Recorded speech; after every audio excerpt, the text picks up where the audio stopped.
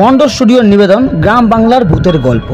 আজ আপনাদের জন্য লেখক শওকত মুখোপাধ্যায়ের কলমে সবের চাদর সরে গেলে। গল্প পাঠে আমি রাজীব। গল্পটি ভালো লেগেছে, খারাপ লেগেছে, দারুণ লেগেছে, আপনার মনে যাই প্রতিক্রিয়া হোক না কেন তা অবশ্যই একটি কমেন্ট করে জানাবেন। আমরা আপনার কমেন্টের প্রতীক্ষায় থাকলাম। শুরু হচ্ছে আজকের গল্প, সবের চাদর সরে গেলে।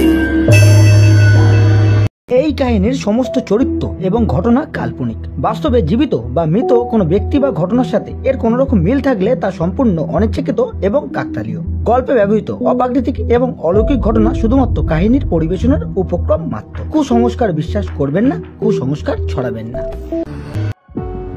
আমাদের এই মফস্বল শহরে মাল্টিপ্লেক্স টেক্স তখনও তৈরি হয়নি। ছবি দেখার জন্য তাই একমাত্র ভরসা জিটি রোডের ধারে 70 বছরের পুরনো পার্বতী সিনেমা হল। নোংরা স্ক্রিন, গদিবিহীন শক্ত কাঠের চেয়ার, দর্শকদের পায়ের পাতার ওপর উঠে ইঁদুরের বাচ্চারা ইচ্ছে মতো কুমিরডাঙ্গা খেলে। তবু সেখানেই দেখানো হচ্ছিল হলিউডের বিখ্যাত এক ছবি ম্যাকেনাস গোল্ড। এই লোভ সংবরণ করা খুবই কঠিন, তাই খাওয়া দাওয়া সেরে 2টো নাগাদ বেরিয়ে পড়লাম। 2:15 ছবি শুরু হবে। আমাদের বাড়ি থেকে পার্বতী পর্যন্ত হেঁটে চলে যাওয়া যায়, 8-7 মিনিট লাগে। কিন্তু আজ পাড়ার ভেতরের রাস্তা থেকে জিটি রোডে উঠতে গিয়ে দেখি রাস্তার মোড়ে পুলিশের ব্যারিকেড, রাস্তার উল্টো দিকেই সিনেমা হল। চোখে দেখতে পাচ্ছি কিন্তু যেতে পারছি না। স্থানীয় থানার এক চেনা অফিসারকে দেখলাম, একটু দূরেই দাঁড়িয়ে আছেন। ওর নাম সুবীর বসু, আমার জ্যাঠতুতো দাদার বন্ধু। ভিড় ঠেলে তার কাছে গিয়ে জিজ্ঞাসা করলাম, কি হয়েছে সুবীরদা? তিনি বললেন, আর বলো না, এই একটু আগেই একটা লোককে একদম বুকে রিভলভার ঠেকিয়ে মেরে দিয়ে গেল। ভাবো তো, দিন দুপুরে বড় রাস্তার ওপরে একটা ছেলে একজনকে খুন করে চলে গেল। বলেন কি? পায়ে হেঁটে এসেছিল? ইয়েস, ভাগ্যচক্রে ঠিক তখনই আমাদের এক ট্রাফিক সার্জেন্ট বাইক নিয়ে এখান থেকে যাচ্ছিলেন। তিনি ব্যাপার দেখেই ছেলেটাকে ধাওয়া করেন, কিন্তু সে যে কোথায় ঢুকে পড়লো আর খুঁজে পাচ্ছি না। তবে বেশি দূরে পালাতে পারবে না, 4 দিক দিয়ে সিল করে দিয়েছি, বেড়ালেই ধরা পড়বে। কিন্তু তাকে চিনবেন কেমন করে? সুবীর দা হাত তুলে একটু দূরে একটা ট্রাফিক সিগন্যালের মাথায় বসানো সিসিটিভি ক্যামেরাটার দিকে দেখালেন। বললেন, পরিষ্কার ছবি পাওয়া গেছে, যাকে মারলো সে বড় ক্রিমিনাল, তার নাম শম্ভু মিস্ত্রি। আর যে মারলো সে একটু ছোটখাটো ক্রিমিনাল, নাম বিলাস পান্ডে। এই লাইনে তো বড়দের মেরেই ছোটরা উঠে আসে। তা তুমি কোথায় যাবে? বললাম, সেফ রাস্তাটা পেরিয়ে যেতে পারলেই হবে, সিনেমা দেখতে যাচ্ছিলাম। ও যাও যাও যাও যাও, চলে যাও। সুবীর দা একজন হোমগার্ডকে বললেন ব্যারিকেড সরিয়ে আমাকে ওপাশে পৌঁছে দিতে। তবে সেই হোমগার্ড অন্য কি যেন একটা কাজে ব্যস্ত ছিল। আরও প্রায় 5 মিনিট আমাকে দাঁড়াতে হলো। যখন রাস্তা পেরিয়ে যাচ্ছি তখন দেখলাম একদিকে সাদা চাদর দিয়ে আপাদ মস্তক ঢাকা মৃতদেহটা শোয়ানো আছে। বোধ হয় ফরেন্সিকের লোকদের জন্যই অপেক্ষা করছে। যাই হোক, শেষ পর্যন্ত যখন হলে পৌঁছালাম তখন লাউঞ্চের দেয়ালের ঘড়িতে সময় দেখাচ্ছে 2:18। ছবি শুরু হয়ে গেছে। টিকিট কেটে হলে ঢুকতেই টর্চম্যান একদম পেছনের রোয়ে টর্চের আলো ফেলে বললেন, ডান দিকের একটা সিট ছেড়ে বসে যান। একটা সিট ছাড়তেই হতো, কারণ একদম ধারের যে সিটটায় ইতিমধ্যে একটি ছেলে বসেছিল। বাকি পুরো রোটাই একদম দর্শকহীন, শুধু আমি আর সেই ছেলেটি। ছবির পর্দা থেকে ছিটকে আসা আলোয় এক পলক ছেলেটির দিকে দেখলাম।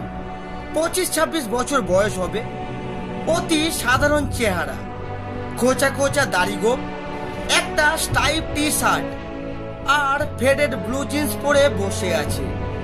ছেলেটাও তীব্র দৃষ্টিতে আমার দিকেই তাকিয়েছিল। চোখে চোখ পড়তেই মুখ ঘুরিয়ে নিল।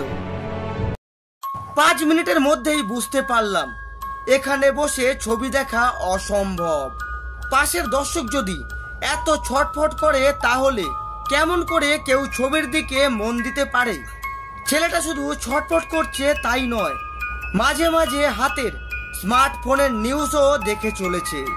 তার শব্দে ছবির দিক থেকে মনটা সরে যাচ্ছে আমার। সিটটা ছেড়ে একটু সামনের দিকে কোনো সিটে গিয়ে বসার কথা সবে ভাবছিলাম, কিন্তু তার আগেই একটা কাণ্ড ঘটে গেল।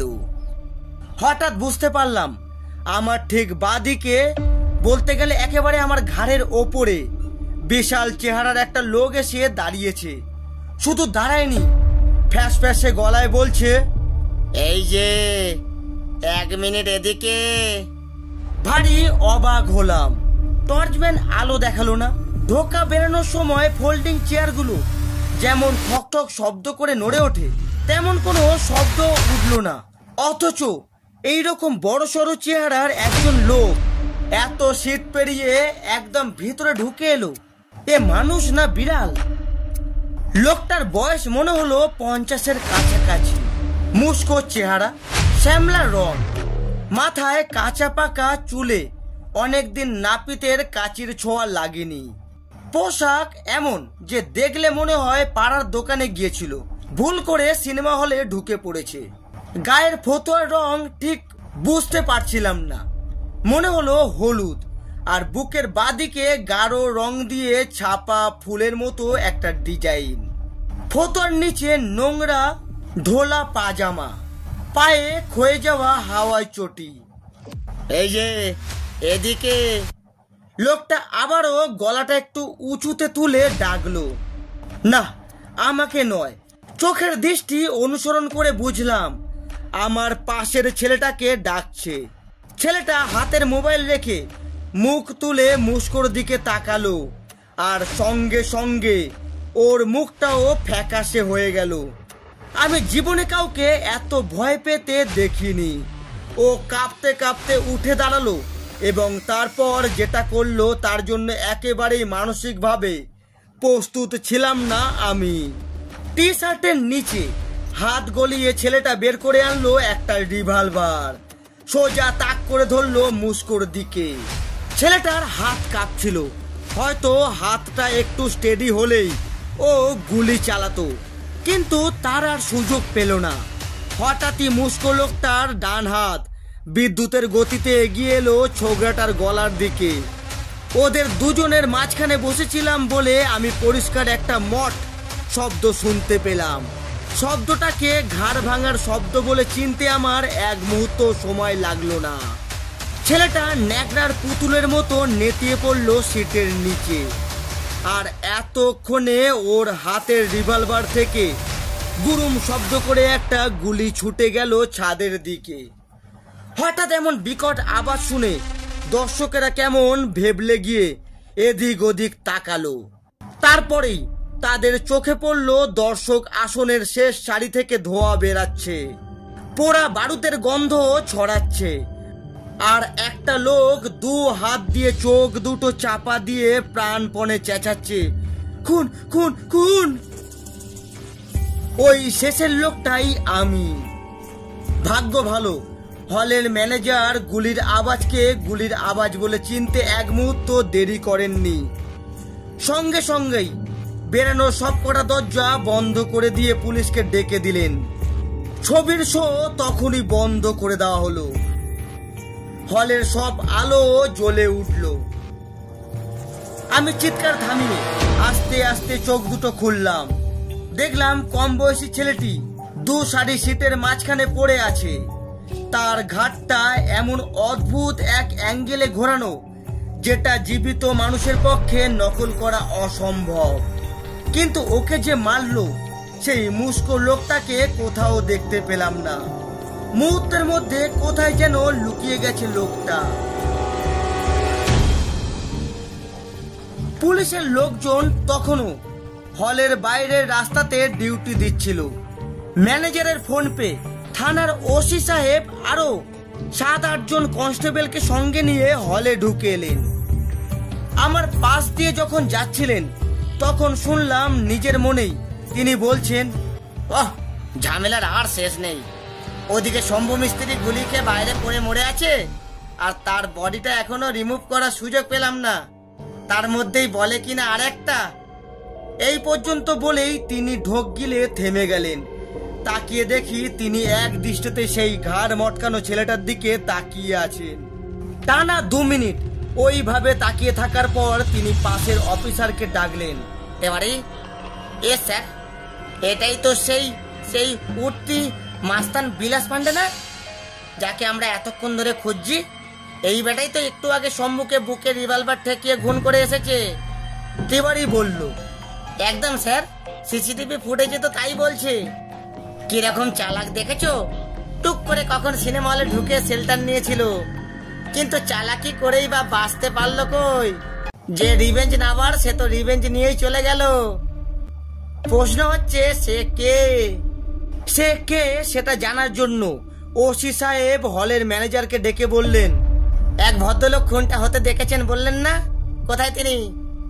ম্যানেজার আমাকে ওসির সামনে দাঁড় করিয়ে দিয়ে বললেন, এই যে স্যার, ইনি ভিকটিমের পাশে সিটে বসেছিলেন, পুরোটাই দেখেছেন। ওসি সাহেব একবার আর চোখে আমাকে দেখে নিয়ে বললেন, বেশ, এইবার বাকিদের এর সামনে দিয়ে আস্তে আস্তে পাস হয়ে যেতে বলো। বেশি দর্শক তো নেই, গোটা 40-50 জন হবে।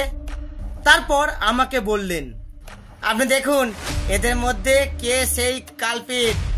হলের মধ্যে যে কজন দর্শক ছিলেন সকলে আমার সামনে দিয়ে মার্চ করে বেরিয়ে গেলেন। একবার নয়, 3-3 বার, এমনকি টর্চম্যান আর ম্যানেজার পর্যন্ত। কিন্তু তাদের মধ্যে সেই হলদে ফতুয়া পরা মুস্কো লোকটাকে দেখতে পেলাম না। এরপর পুলিশের লোক ইঁদুরের কামড় খাওয়ার ঝুঁকি নিয়েও সিটের তলা, ডবসিনের পেছনের অংশ এবং সমস্ত জায়গা খুঁজে দেখলো, কিন্তু লোকটাকে কোথাও পাওয়া গেল না। ওসি সাহেব কিছুক্ষণ চিন্তা করে বললেন, ম্যানেজার সাহেব, আপনি আর ওই ভদ্রলোক আমার সঙ্গে চলুন তো আপনার অফিসে, দেখি সিসিটিভি ফুটেজ থেকে কিছু বোঝা যায় কিনা। ম্যানেজার বললেন, হলের ভিতরে তো কোনো সিসিটিভি নেই স্যার, মাত্র একটাই রয়েছে, মেন এন্ট্রান্সের বাইরে করিডোরের দেওয়ালে। বেশ, সেটাতেই কি রেকর্ডিং হয়েছে দেখি, আসুন। যা দেখলাম তাতে আমার আর ম্যানেজার সাহেবের ভয়ের চোটে দাঁত কপাটি লেগে যাওয়ার উপক্রম। দেখলাম ঠিক 2:25 সময় হলে ঢোকার মূল দরজার ভারী পাল্লাটা আপনা থেকেই একটু ফাঁক হয়ে গেল, আবার সঙ্গে সঙ্গে বন্ধ হয়ে গেল, যেন অদৃশ্য কোনো মানুষ দরজা খুলে ভেতরে ঢুকে গেল। আবার ঠিক 3 মিনিট বাদে দরজাটা নিজে থেকেই খুলে গেল। পরিষ্কার বোঝা গেল যে ঢুকেছিল সে এইবার ভেতর থেকে দরজা ঠেলে বেরিয়ে আসছে, কিন্তু কোনোবারই তার চেহারা দেখা গেল না। ওসি সাহেব সহ পুলিশের কোনো লোকই সহজে দমার পাত্র নয়, তাই এত কিছু দেখার পরেও মন্তব্য করলেন, ক্যামেরাটার নিশ্চয়ই কোনো গন্ডগোল আছে। তারপর আমাকে বললেন, চলুন তো ভাই, একবার আমার সঙ্গে বাইরের রাস্তায় চলুন। আমি আমার লোকদের বলে এসেছিলাম হল থেকে কাউকে বেরাতে দেখলে যেন না ছাড়ে, দেখি ওরা কাউকে পাকড়াও করতে পারলো কিনা। কি আর করি, ওসি সাহেবের সঙ্গে রাস্তায় বের হলাম। তখনও চাদরে ঢাকা মৃতদেহটা হলে ঢোকার সময় যেমন দেখে গিয়েছিলাম ঠিক সেইভাবে রাস্তার এক পাশে শোয়ানো ছিল। সব দেহের চারদিকে আগের মতোই পুলিশের ব্যারিকেড, কিছুই বদলায়নি, শুধু গত 15 মিনিটে ব্যারিকেডের ওপাশে কৌতূহলী জনতার ভিড় আরো বেড়েছে। নিউজ চ্যানেলের লোকদেরও দেখতে পাচ্ছিলাম। ওসি সাহেব আমাকে নিয়ে সবে ওই ব্যারিকেডের মুখে যারা ডিউটি দিচ্ছিলেন তাদের দিকে যাচ্ছিলেন। ঠিক তখনই একটা দমকা হাওয়া বয়ে গেল। আমি ওসি সাহেবকে বললাম, ওই যে। কি ওই যে? উনি অবাক হয়ে প্রশ্ন করলেন। আমি বললাম, ওই যে খুনি। কোথায়? উনি কোমর থেকে রিভলভার হাতে নিলেন। আমি রাস্তায় পড়ে থাকা সব দেহের দিকে আঙুল তুলে দেখালাম। হাওয়ার ঝাপটায় ওটার ওপর থেকে সাদা চাদরটা এখন সরে গেছে, আর সরে গেছে বলেই দেখতে পাচ্ছিলাম মৃত লোকটির মুস্কো কালো চেহারা, কাঁচা পাকা চুলে ভর্তি মাথা। দেখতে পাচ্ছিলাম তার গায়ের হলুদ ফতুয়া, যার বুকের বাঁদিকে অনেকখানি জায়গা জুড়ে রক্ত শুকিয়ে কালো হয়ে রয়েছে। ওসি সাহেব দাঁতে দাঁত চিপে বললেন, কি বলতে চাইছেন? ওই শম্ভু মিস্ত্রি পুলিশের পাহারায় যা ডেড বডি এইখানে গত 1 ঘন্টা ধরে পড়ে আছে, সেই 15 মিনিট আগে সিনেমা হলে ঢুকে বিলাসকে খুন করে এসেছে। আপনি পাগল নাকি?